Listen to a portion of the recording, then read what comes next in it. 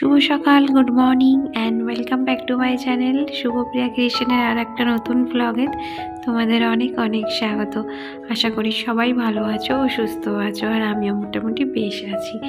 এখন বাজে সকাল 6:30। ব্লগটা এখন থেকে স্টার্ট করছি তোমাদের সাথে নিয়ে। আর জানলাগুলো এখন খুললাম না, কারণ বাইরে কিন্তু খুবই হাওয়া চলছে, আর তার সঙ্গে কনকনে ঠান্ডা।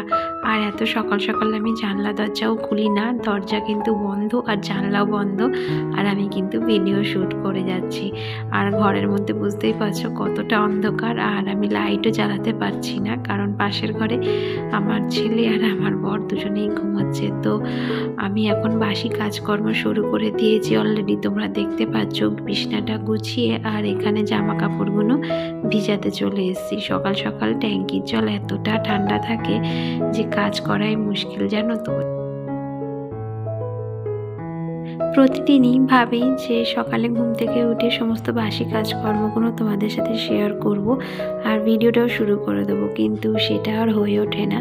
কিন্তু গতকাল রাতে আমি শোয়ার আগে ভেবেই নিয়েছিলাম যে সকাল সকাল উঠে আমি ভিডিও শুরু করব আর তোমাদের কাজকর্মগুলো তোমাদের সাথে শেয়ার করব। তো যাই হোক, ওইদিকে দেখো আমি কাপড় জামাগুলো ভিজিয়ে দিয়েছি, আর এখন বাসি ঘরটাও ঝাড় দিয়ে নিলাম। বাইরে থেকেই শ্যুট করছি, কারণ বুঝতেই পারছো ঘরের ভেতর ভীষণ অন্ধকার, তাই ভিডিওটাও ঠিকঠাকভাবে আসছে না, জানো তো। আর বাইরে যেহেতু একটু দিনের আলো ফুটে গেছে, তাই বাইরের ভিডিওটাই ভালো রয়েছে। তো যাই হোক, এখন দেখো ঘর দালানগুলো ঝাড় দিয়ে এখনও অনেক টুকিটাকি কাজ, বাসি কাজকর্ম রয়েছে, যেমন ঘরটাকেও আজকে সকাল সকাল মুছে নেব। আর বেলার দিকে মুছলে কি হয় বলো তো, আমার বর আর আমার ছেলে পাড়িয়ে পাড়িয়ে সারা ঘরে পায়ে দাগ করে দেয়। তো সেই কারণে এখন ভাবছি যে ঘরটাকেও একেবারে মুছে নেব। আর সকাল সকাল কাজকর্মগুলো সারা থাকলে না বেশ ভালোই লাগে, তাই না বলো। সকালের বাসি কাজকর্মগুলো সকাল সকাল সারাটাই কিন্তু উচিত, কিন্তু আমার তো একদমই হয় না, কারণ ছেলের স্কুল থাকে। আর আজকে যেহেতু একটু তাড়াতাড়ি ঘুম থেকে উঠেছি, তাই ভাবছি যে ঘরটাও একেবারে মুছে নেব। বন্ধুরা, আমার ভিডিও তোমাদের কেমন লাগছে অবশ্যই কমেন্ট করে জানিও। অনেক বন্ধুরা খুব সুন্দর সুন্দর কমেন্ট করো, আবার অনেকে নেগেটিভ কমেন্টও করো, জানি না কেন। তাদের কি এমন দেখে মনে হয় যে আমার ভিডিও খারাপ। তো যাই হোক, অত কথাবার্তায় আমি যাচ্ছি না। আর ভিডিও বানাতে গেলে তো কমেন্টের উত্তর তো আমাকে দিতেই হবে, আর নেগেটিভ কমেন্ট তো প্রচুর আসবে, তাই না। সেটা শুধু আমার ক্ষেত্রে না, এটা সবার ক্ষেত্রে। যত ভালো ভিডিও বানাও না কেন, সেই নেগেটিভ কমেন্ট আসেই আসে। তো আমি এই সমস্ত লোকেদের পাত্তা দিই না, কারণ কি বলো তো, যত পাত্তা দেব আর যত কানে নেব ততই আমার ভিডিওর ক্ষতি। আমাকে মোটিভেশন করানোর জন্য লোকের তো আবার অভাব নেই। যাই হোক, অনেকগুলো কথা বলে ফেললাম। আর এই যে দেখো, তোমাদের সাথে গল্প করতে করতে আমার ঘরটাও মোছা হয়ে গেল। ঘরের ভেতর আর ভিডিও আমি বানাতে পারছি না অন্ধকারের কারণে, তাই জন্য বারান্দাটুকুই তোমাদের দেখালাম।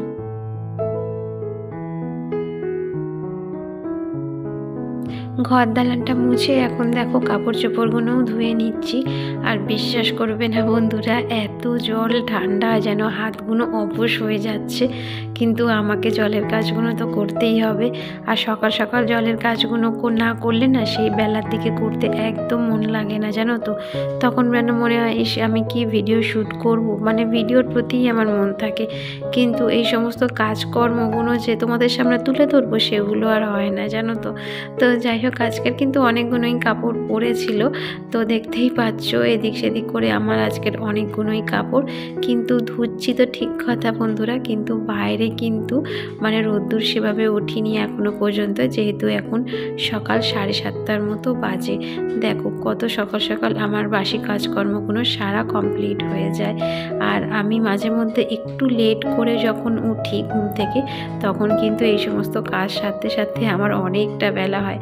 তোমাদের হয়তো ভিডিওতেও বলি যে আমি এখন সকাল সকাল ঘুম থেকে উঠতে পারি না, কারণ শীতের সকাল বুঝতেই পারছো, উঠতে গেলে কিন্তু ভীষণই কষ্ট হয়।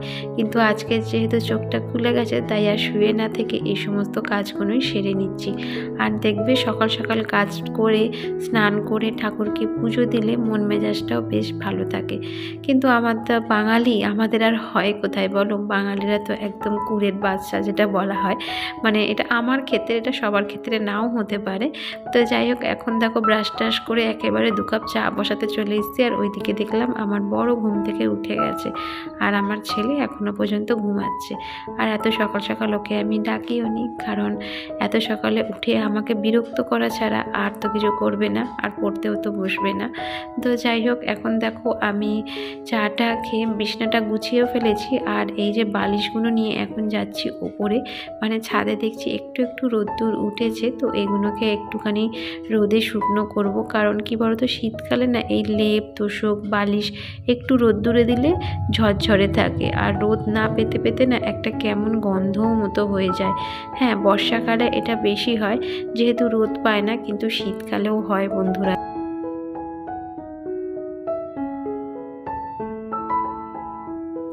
আর এইদিকে দেখো নিচে এসে আমি রান্না বসিয়ে দিয়েছি, সকাল সকালই রান্নাটা সেরে নিচ্ছি। আর আজকে টিফিনের কোনো বালাই নেই, তাই জন্যই রান্নাটা একেবারে করে নিচ্ছি। আর এখানে বসিয়েছি বসাবো একটু মুসুরির ডাল। মুসুরির ডালটাকে আমি কিন্তু সিদ্ধ করে রেখেছিলাম। আর এই যে দেখো, একটা অ্যাক্সিডেন্ট এখনই ঘটে যেত, মানে আমার হাত থেকে না, মানে ডালটা একটু ফসকে মতো গেছিলো সাঁড়াশিটা সরে। ভাবো তো, গায়ের ওপর পড়লে কি হতো, সকাল সকাল একটা অঘটন। তো যাই হোক, ওইদিকে মুসুরির ডালটা হয়ে যেতে এখন একটু বানাবো এঁচোড়। তো সেটাকে এখন দেখো গরম জলের মধ্যে সিদ্ধ করতে দিলাম। আর এর মধ্যে দেব সামান্য একটু নুন আর সামান্য একটু হলুদ। এই বছরের মানে 2025-এর এই প্রথম আমরা এঁচোড় খাচ্ছি, জানো তো। আগের দিনকারে গেছিলাম বাজারে, তো দেখলাম যে এরকম কেটে কেটে এঁচোড় বিক্রি হচ্ছে। তো কাটা ছাড়ানোর ঝামেলা ছাড়াই ভাবলাম এটা তো খুবই ভালো, যে কাটতেও হবে না, ছাড়াতেও হবে না। আর এঁচোড় কাটতে কিন্তু খুব বিরক্তিকর, যারা যারা খাটো তারা নিশ্চয়ই জানো। আর এই যে দেখো, এঁচোড়টা সিদ্ধ করার পর এখন আমি এটাকে ভালো করে একটু ভেজে নিয়েছিলাম এঁচোড়টাকে। তারপরে একটু মশলার মধ্যে দিয়ে নাড়াচাড়া করছি। ভালো করে কষানো হয়ে গেলে সামান্য একটু গরম জল দিয়ে ফুটিয়ে তার মধ্যে দিয়ে দেবো একটু গরম মশলা আর ঘি। আমি তো এইভাবেই রান্না করি, মাংসের মতো করে। তোমরা কে কীভাবে রান্না করো অবশ্যই কমেন্ট করে জানিও। অবশ্য আমি রান্নায় পটু নই, আমার থেকে তোমরা হয়তো বেশি ইন্টেলিজেন্ট রান্নার দিক থেকে। বন্ধুরা, আমার ভিডিও তোমাদের কেমন লাগছে অবশ্যই কমেন্ট করে জানিও। আর আমার ভিডিওর কোনো অংশ যদি তোমাদের একটু ভালো লেগে থাকে অবশ্যই একটা লাইক শেয়ার অ্যান্ড কমেন্ট করে আমার এই ছোট্ট চ্যানেলটাকে একটু এগিয়ে নিয়ে যেতে সাহায্য করো। আর এই যে দেখো, এখন স্নান টান সেরে চলে এসেছি ঠাকুর ঘরে। তো ঠাকুর ঘর থেকে না এই প্রদীপগুলো বের করে নিলাম। এগুলো নতুন প্রদীপ, আগের দিনকারে রাত্রির বেলা আমি এনেছি। তো এগুলোকে একটু যদি জলে ভিজিয়ে রাখি তাহলে না মানে বেশি তেল টানে না। এটা আমি আমার মার কাছ থেকে শিখেছি, জানো তো। নতুন প্রদীপ বা নতুন মাটির জিনিস যদি আমরা 3-4 ঘন্টার জন্য জলে ভিজিয়ে রাখি তাহলে তেল কিন্তু খুবই কম টানে। তো এখন দেখো ঠাকুরকে পুজো দেবো, তার জন্য গাছে কটা ফুল হয়ে রয়েছে সেগুলোই তুলে নিচ্ছি। আগের দিনকারের বাজারে গেছিলাম ঠিকই, কিন্তু ফুলটা যে আনবো সেটাই ভুলে গেছি। তো ভাবলাম গাছে তো কটা ফুল হয়ে রয়েছে, এগুলো দিয়েই আজকে পুজোটা সেরে নিই। আর এইদিকে দেখো, আমার দোপাটি ফুল গাছগুলোতে কত ফুল হয়েছে। একদিকে সাদা ফুল আর একদিকে হচ্ছে পিঙ্ক কালার ফুল। আমার না এই দুটো কালারই খুব পছন্দ, জানো তো। আর একটা ছিল দুধে আলতা কালারের গাছ, মানে সেটা না মরে গেছে। অনেক গাছই বসিয়েছিলাম, কিন্তু জানি না কোন কী কারণে অনেকগুলো গাছই কিন্তু আমার মরে গেছে। তো যাই হোক, এদিকে ফুল টুল তুলে এখন কটা তুলসী পাতাও তুলে নেব নারায়ণকে দেওয়ার জন্য। তো আজকের ভিডিওটা কেমন লাগলো অবশ্যই কিন্তু কমেন্ট করে জানিও। আর এই যে দেখো, আমার ছেলেও আমার সঙ্গে ছাদে চলে এসছে, আর এদিকে ক্লিপগুলোকে নিয়ে একবার এই দিক আর একবার ওই দিক করছে। তো চলো আজকের জন্য টাটা, আবার দেখা হবে নেক্সট ব্লগে খুব তাড়াতাড়ি।